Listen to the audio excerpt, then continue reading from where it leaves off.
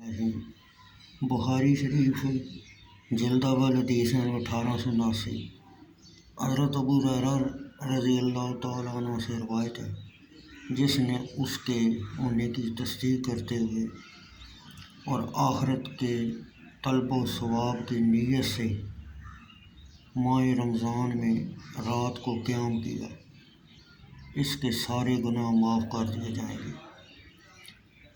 ابن شہاب نے کہا، رسول اللہ صلی اللہ علیہ وسلم کی وفات حسرت 100 آیات ہوئی۔ حالانکہ معاملہ اس طرح تھا، پھر خلافت ابو بکر صدیق رضی اللہ تعالیٰ عنہ اور حضرت عمر فاروق رضی اللہ تعالیٰ عنہ کے اوائل خلافت میں معاملہ اسی طرح رہا۔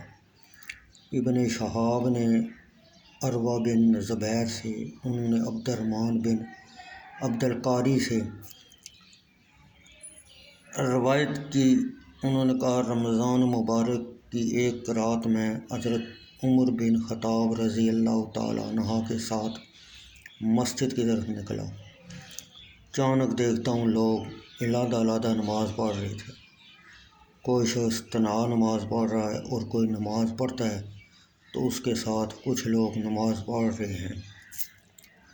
حضرت عمر رضی اللہ تعالیٰ عنہ نے فرمایا، میرے خیال میں اگر میں ان سب لوگوں کو ایک قاری پر متفق کر دوں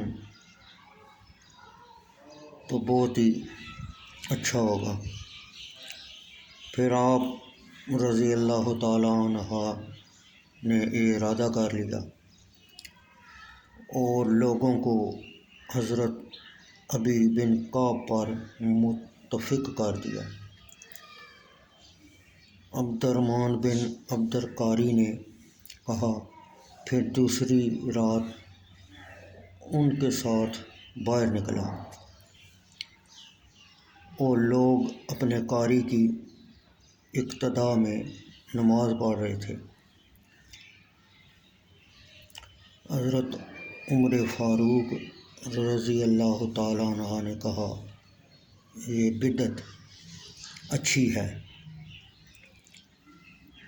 اور وہ رات جس میں وہ سوئے رہتے ہیں اس سے افضل ہے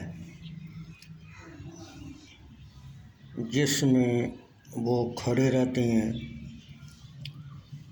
حضرت عمر رضی اللہ تعالیٰ عنہ کی مراد رات کا آخری حصہ ہے، اور لوگ رات کے اول حصہ میں کھڑے ہوتے تھے۔